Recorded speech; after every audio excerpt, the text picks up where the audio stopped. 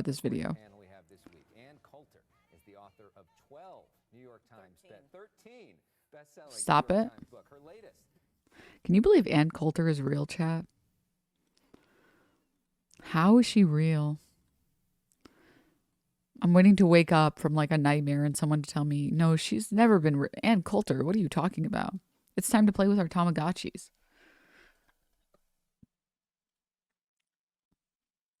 Okay, let's go.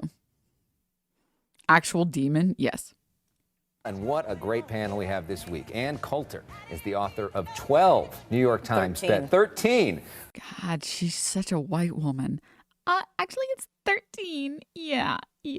Best-selling New York Times book. Her latest is called Resistance is Futile: How the Trump-Hating Left Lost Its Collective Mind. Hassan Piker, one of the most influential progressive voices online. Oh my God, he looks like a baby. This is before he started malding because of Twitch. Again, this is from 4 years ago, guys. And he's the youngest of the Webby Award-winning Young Turks. His videos have been seen and shared by millions in social media. Both are some of the most articulate spokespeople for their side, so we're excited to have both of you on the issue as welcome. Immigration. Why does he look so much bigger? They gave him such a tiny chair. Why he looks so big? Maybe that's just me. Am I being like a hater? Or does he actually look enormous?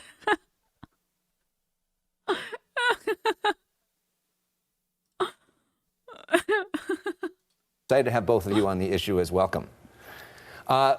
Immigration, one of the most important issues to both of you. We now have this migrant caravan. He looks like he's on one of those kindergarten chairs. Yeah.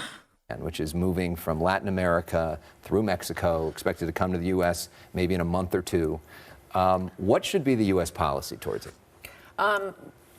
We should invent a time machine, go back and have Trump fulfill his promise to build a wall. This is why his voters wanted a wall, so we don't have to go through this every few months. And if Democrats were smart, the theme of my book, Resistance is Futile, they're doing all the wrong things. The way you'd go after Trump is by saying you haven't fulfilled your promises. What have you done? You've cut taxes. You're going back to the old Republican playbook. I hope he will do it. Maybe if Democrats take the House, which it looks like. Can you imagine being like, the thing I don't like about Trump is that he didn't build the wall like he promised he would. The problem with Trump, he isn't racist enough. They will. If they take the House, maybe it'll make him mad and he'll finally fulfill his #1 campaign promise. But to keep going through this every 2 months for the rest of our lives, and he's not going to be president forever, this is why we need a wall. Until then, I mean, sending troops to the border, which he says he's going to do, it sounds tough, but it isn't doing anything. The military, they're all just, handing out the... He was literally doing the fuck boy, like, shorty better make me act up. Look at this. It's tough, but it isn't doing anything. The military, they're all just, handing out the, here's how you sign up for welfare. They're not stopping them there. That's why we want a wall. So, Hassan, is building a wall the solution? No, absolutely not. Also, what difference does it make whether we build a wall or not? These are legal asylum seekers coming in the caravan. It's not like these people are coming to cross the border or jump over the Mexican border. I feel like if they were trying to sneak into the country, they'd probably be doing a better job and not come in such high numbers coming in after escaping violence in their countries. And then on top of that, this notion that Anne is snuck in, they have welfare checks waiting for them at the border. It's such a joke, an absolute joke. It's also preposterous. It's proven over and over again that immigrants contribute far more than they take to the U.S. economy. And I think there was 1,436 economists from all different backgrounds that wrote an open letter to Donald Trump advising him that immigration is a net benefit. It's virtually every single economist agrees on this. Anne? Well, none of these are asylum cases, or they'd stop in the first country they get to. The idea of asylum is something like there's a Holocaust, there's a potato famine. No, this is how these people always live, which is why all of different countries want to come to, the biggest welfare state in the world. God, she's so inside. Like, we need to get rid of Ann Coulter. We need to like force her to like live in like a cabin in the woods because I feel like she is creating a whole new generation of misogynists. I am learning to hate women because of her. This idea that you can only be an asylum I like seeker. the Boondocks version of Ann Coulter better, which made her seem like an actual nice person and was only doing her gig for the redneck money. Like, the idea that there is only asylum seekers if your country is having a fucking potato famine or your country is in full-blown war, such a joke. An absolute fucking joke. And this, I don't know why we keep regurgitating this welfare state bullshit. In the world.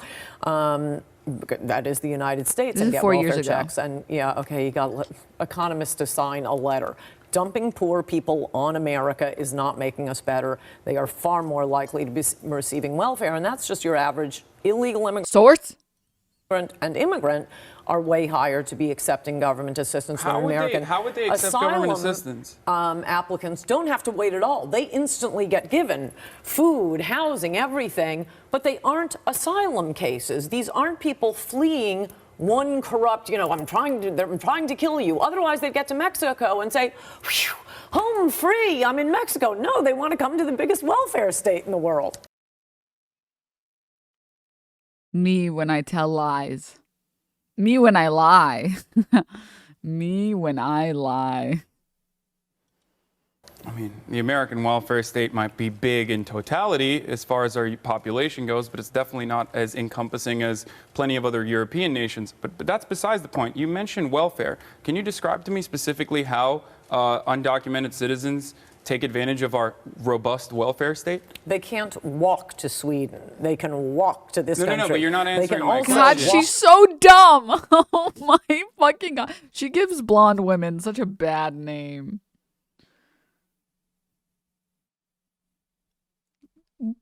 What do you mean? That's not what he asked. He didn't say, how are they getting here and why not in Europe? He said, hey, tell me exactly how these people are taking advantage of the system. To Mexico and they're not stopping there. Okay, but you're not answering my question. Well, you if they're say coming asylum. to the U.S. Asylees are entitled to everything citizens are. Oh, so now they're entitled to. asylum seekers because previously you were using the perspective that they aren't asylum seekers. No, I am saying they do not qualify. They should not qualify, but they are classified as asylees, as you say, and that's the whole panoply. In fact, they get more than citizens. They have housings built for undocumented them. citizens as a whole, because you have such strong opinions on this, and look, you've been doing this for longer than I've been alive, so I would love to hear your perspective on exactly how undocumented. Yeah, it's very strange that she's refusing to even look at Hassan. I'm gonna be real. I'm gonna be totally real. Not gonna lie.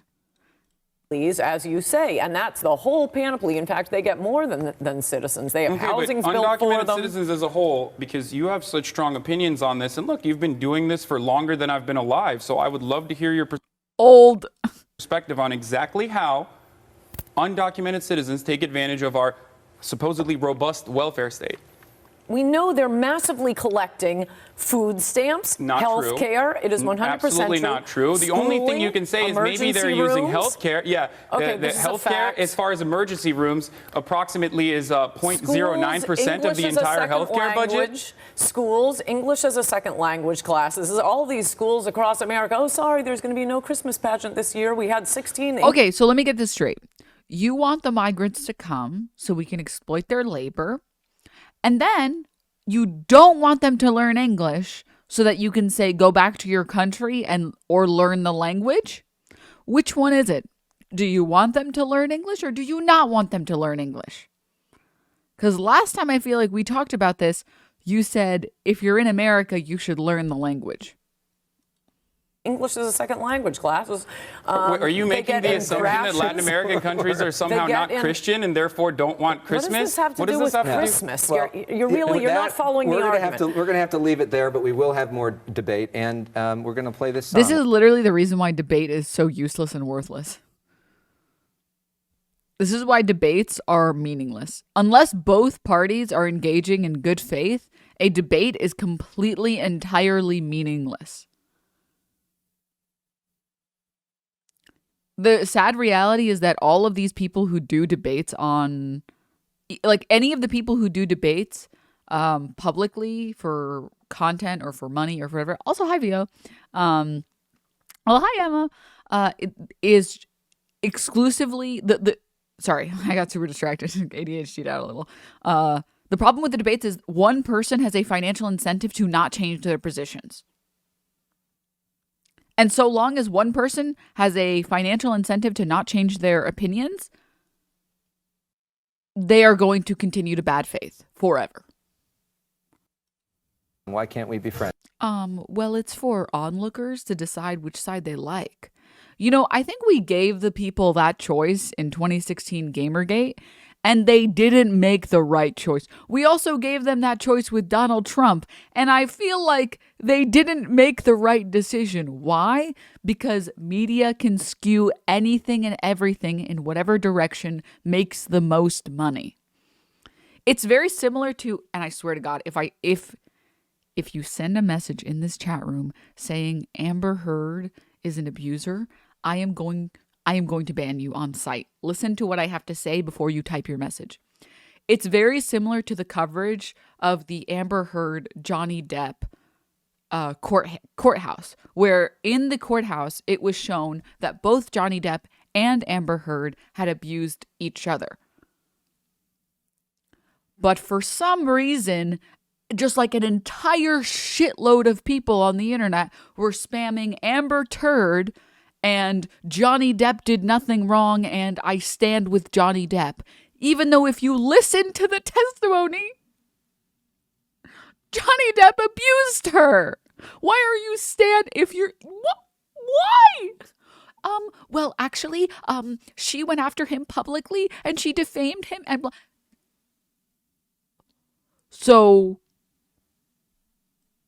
because an abuser lost money, now you stand with them? Make it make sense. Make it make sense. Make it make sense. Okay?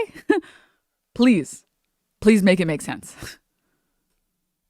Okay. Because that's probably a good theme as well. A reminder that our show is available as a podcast. What the fuck is this music? Just search for The Issue Is wherever you search for podcasts. And coming up next, the two of them are going to discuss President Trump and whether he bears some responsibility for this week's bombs that were sent to Democrats. Stay with us for that. What the fuck am I? This is so quirky and what am I watching? What the fuck did I just watch? Why are we watching Hassan debate and Coulter? This video has been recommended to me every day for the past 2 weeks, so I finally have committed to watching it.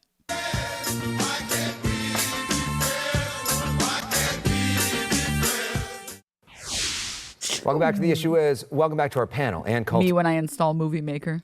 Hassan Piker are both with us. One man now under arrest for these bomb threats that have been targeting liberal activists.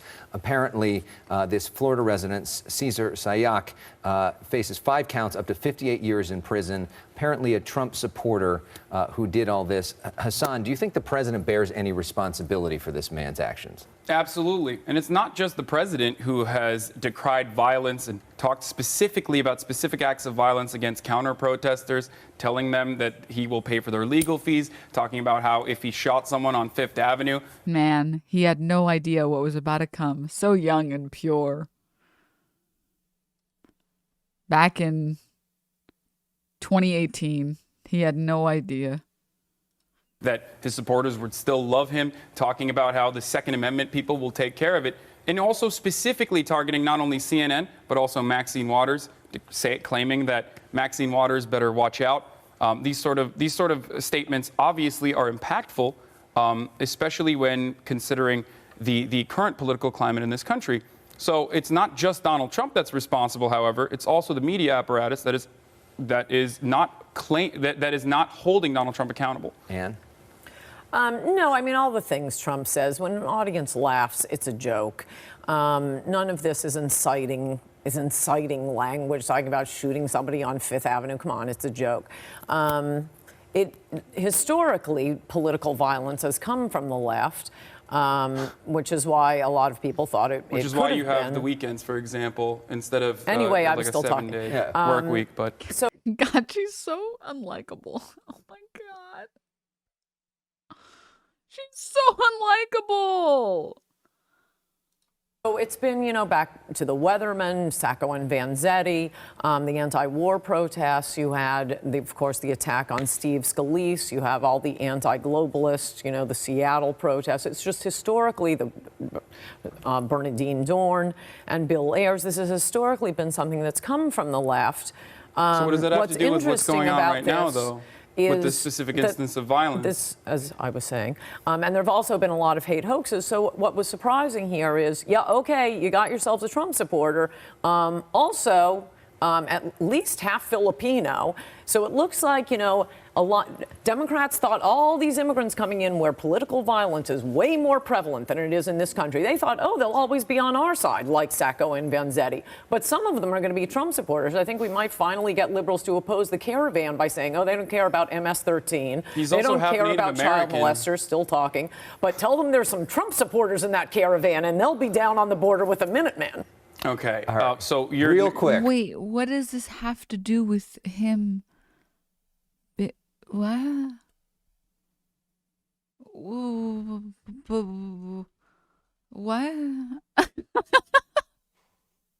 Is it actually talking if you're not saying anything valuable? Are you allowed to say, still talking, if everything that comes out of your mouth is just drivel? Completely unrelated to the topic of like, hey, is Trump liable for these people who commit violence in his name? Okay, really quickly, none of what you said has anything to do with this specific instance whatsoever, and it is undeniable that Donald Trump, in some instances jokingly, in some instances very real, has incited violence. You yourself have specifically incited violence by saying, we need more violence from the Trump people. Were you joking when you said that? I never said that. That was a tweet. It's literally a tweet that we can look up. Violence from the Trump people? Well, I'm glad you're studying me. You ought to study me more closely. All right, we're going to have to leave it there. Hopefully we can bring everybody together, though, with the Dodgers. We've got a little bit of Dodgers donuts. Try to bring this group together, as we say. No wonder Hassan likes Twitch streaming. I would have wanted to commit a fucking war crime if I had to be on fucking like daytime news television.